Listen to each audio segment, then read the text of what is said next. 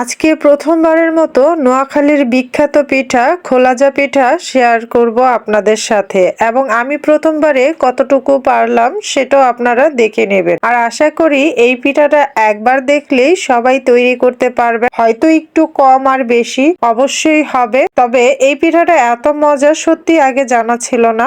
আমি তো এই পিঠাটা বানিয়ে সত্যি এই পিঠার ফ্যান হয়ে গেছি। এত সহজে এত কম সময়ে এত সুন্দর করে তৈরি করা যায়। আসুন এক নজরে দেখে নেই।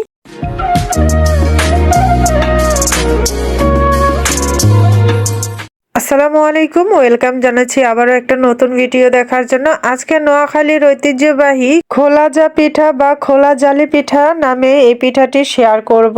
আশা করি আপনাদের ভালো লাগবে। আর এই পিঠাটা আমিও আজকে প্রথম তৈরি করছি, আপনাদের সাথে শেয়ার করছি যে আমার প্রথম তৈরি করা পিঠাটা একদম ঠিকঠাক হয়েছে কিনা। আপনারা কমেন্ট বক্সে অবশ্যই বলে যাবেন। আর এই পিঠাটা আসলে এতটা সহজ তৈরি করাটা, আপনি না বানালে বুঝতে পারবেন না। তো প্রথমে আমার এখানে লাগবে চালের গুঁড়ি। এখানে শুকনো চালের গুঁড়ি হাফ কেজির মতো আছে। আর এখানে আমি লবণ দিয়ে দিয়েছি পরিমাণ মতো। লবণ দিয়ে আমি ভালো করে মিশিয়ে নেব। আর এটা মিশানো হয়ে গেলে এর মধ্যে আমি কুসুম গরম পানি অ্যাড করব। যদি ফ্রিজের হয় তাহলে একটু গরম পানিটা বেশি হবে, অ্যাড করে নেবে। তো আমার এটা যে ফ্রিজ থেকে নামানো ছিল, তাই হালকা কুসুম গরম পানিটা ব্যবহার করছি। অবশ্যই কুসুম গরম পানিটা ব্যবহার করার চেষ্টা করবেন, ঠান্ডা পানিটা দিবেন না। তো আমি এটাকে ভালো করে মিক্স করে নিচ্ছি। আর পানিটা আমি খুবই সাবধানের সাথে দিচ্ছি, আস্তে আস্তে দিচ্ছি। আমি এটাকে একটা পাতলা লিকুইডই করব, তবে এটা আমি আস্তে আস্তে দিচ্ছি। আর এখানে পানির পরিমাণটা সঠিক আসলে বলছি না, আপনারা গুলাটা দেখে বুঝে নেবেন এটা কতটা পাতলা হয়েছে বা কতটা ঘন হয়েছে। চিতই পিঠার যে গুলাটা হয় তার থেকে একটু পাতলা হবে, তবে খোলা জালি পিঠা এটা পাতলা হলেও সুন্দর হয় আর ঘন হলেও সুন্দর হয়, তবে পাতলাটা বেশি সুন্দর হয় খোলা জালি পিঠাটা। তো দেখুন, আপনারা দেখে নিশ্চয়ই বুঝতে পারছেন এটা কেমন ধরনের হয়েছে। আর আমি দেখাচ্ছি। তো এর মধ্যে কিন্তু এখন 2টা ডিম ব্যবহার করব। হাফ কেজি চালের গুঁড়ার জন্য 2টা ডিমই যথেষ্ট, আপনারা চাইলে আরো বেশিও দিতে পারেন, তবে 2টা ডিমই যথেষ্ট। আমি এখানে 2টা ডিম দিয়ে দিলাম। ডিম দেওয়ার পর ভালো করে হ্যান্ড উইক্সের সাহায্যে আমি একদম মিশিয়ে নেব। ডিমটাকে আমি ভালো করে মিশিয়ে নেব। মিশানো হয়ে গেলে তারপর পিঠা তৈরি করার জন্য চলে যাব। তো এই শীতের সিজনে কিন্তু নোয়াখালীর মানুষরা বেশিরভাগই এই পিঠাগুলা খায়। তো তারা হাঁসের মাংস দিয়ে এই খোলা জালি পিঠাটা খায়। খোলাজা পিঠা বা খোলা জালি পিঠা যে যেটাই বলে না কেন। তো ব্যাটারটা কিরকম তৈরি হয়েছে আপনারা দেখে নিশ্চয়ই বুঝতে পারছেন, কতটা পাতলা আর কতটা কি হয়েছে বুঝতে পারছেন। তো আমার কিন্তু ব্যাটারটা একদম কমপ্লিট। এখন আমি চলে যাব তৈরি করতে। তো আমি একটা চুলাতে কড়াই বসিয়ে দিয়েছি অনেক আগেই।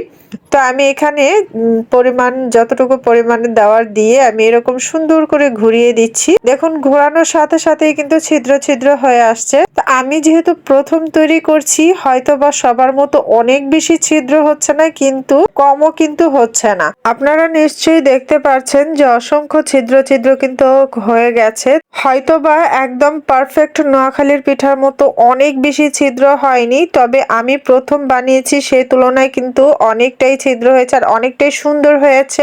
ইনশাল্লাহ আগামীতে আমারও এই পিঠাটা সুন্দর হবে, সেটা আমিও আশা রাখি। আর এই পিঠাটা কেমন হয়েছে সেটা আপনারা কমেন্ট বক্সে জানিয়ে যাবেন যে আমি প্রথম বানিয়েছি হিসাবে কি আমার পিঠাটা ঠিকঠাক হয়েছে কি হয়নি, বা আমি কি আগামীতে আবার সুন্দর করে ট্রাই করব কিনা সেটা আপনারা অবশ্যই জানিয়ে যাবেন। তা আমি পিঠাটা একটু উল্টে দিচ্ছি এই কারণে যে উপরে যে একটু ভিজে ভিজে ভাবটা আছে সেটা চলে যাবে এবং পিঠাটা কিন্তু খুব সুন্দর লাগবে, ভালো লাগবে খেতে। তো আপনারা যদি এটা মুচমুচে খেতে চান তাহলে আরো পরে তুলবেন, একটু সময় নিয়ে তুলবেন। আর মুচমুচে না খেতে চাইলে এটা প্রায় 1 থেকে 2 মিনিটের ভিতরে নামিয়ে নিতে পারবেন। এটা খুব বেশি সময় লাগে না, মাত্র 1 থেকে 2 মিনিটের ভিতরে একদম পারফেক্ট ভাবে হয়ে যায়। তো এটাকে আমি একটু ভাঁজ করে এটাকে নামিয়ে নেব। দেখতেই পারছেন কতটা ছিদ্রযুক্ত হয়েছে। তো আমার কাছে কিন্তু ভীষণ ভালো লাগছিল, কারণ কড়াইতে দেওয়া মাত্রই কিন্তু ছিদ্রগুলো হয়ে যায়। তো এভাবে করে আমি একটু কলা পাতার উপরে একটু রেখে দিচ্ছি, পরিবেশন করছি।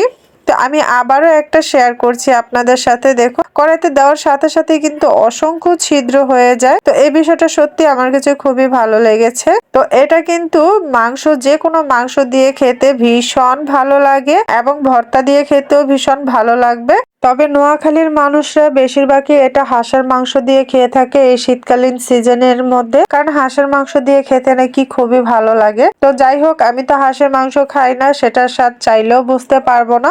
এবার একটু পিঠার দিকে লক্ষ্য করুন, দেখুন কতটা ছিদ্র হয়ে যাচ্ছে। আস্তে আস্তে কিন্তু পিঠাগুলো একদম পারফেক্ট হয়ে যাচ্ছে। তো জানি না কতটা পারফেক্ট হয়েছে, আপনারা কিন্তু আমি আবারও বলছি কমেন্ট বক্সে জানিয়ে যাবেন আমি প্রথম বানিয়েছি তুলনায় কি ঠিকঠাক হয়েছে কিনা বা আরো সুন্দর হবে কিনা। তা আপনারা এই পর্যন্ত যারা ভিডিওটা দেখেছেন তাদেরকে জানাই অসংখ্য ধন্যবাদ এতক্ষণ ধরে ধৈর্য ধরে আমার এই ভিডিওটা দেখার জন্য।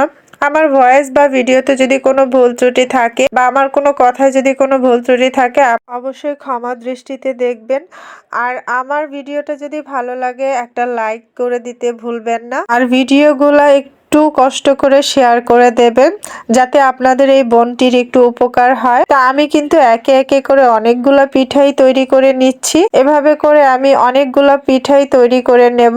তো আপনারা কিন্তু এই শীতের মধ্যে এরকম করে খোলা জালি পিঠা আপনারা তৈরি করে খেয়ে দেখবেন, আপনাদের খুবই ভালো লাগবে। আসলে বিভিন্ন অঞ্চলের বিখ্যাত পিঠাপুলি বিখ্যাত খাবারগুলো কিন্তু সত্যিই খুব ভালো লাগে, তো একবার হলো ট্রাই করে দেখবেন। তো দেখুন এখানে কিন্তু আমার অনেকগুলাই তৈরি হয়ে গেছে, এখানে সবগুলা নয়, যে কটা এখানে প্রয়োজন ছিল সেই কটা এখানে নিয়েছি। তো আমার কাছে কিন্তু পিঠাগুলো সত্যি অসম্ভব মজা লেগেছে আর ভালো লেগেছে, বানাতেও খুব শখ লেগেছে। অবশেষে আমার সবগুলো পিঠাই কিন্তু তৈরি হয়ে গেছে। এখানে সব নয়, এখানে অল্প কিছু সাজানোর জন্য যে কটা প্রয়োজন ছিল সে কয়টাই, আর না হলে আমার অনেকগুলো পিঠাই তৈরি হয়েছে। তো দেখতে পাচ্ছেন কতটা সুন্দর আর কতটা ছিদ্রযুক্ত হয়েছে, আর পিঠাটা কিন্তু একদম সফট। এটা ছোট থেকে বড় যাদের দাঁত নাই তারাও খেতে পারবে খুব মজা করে।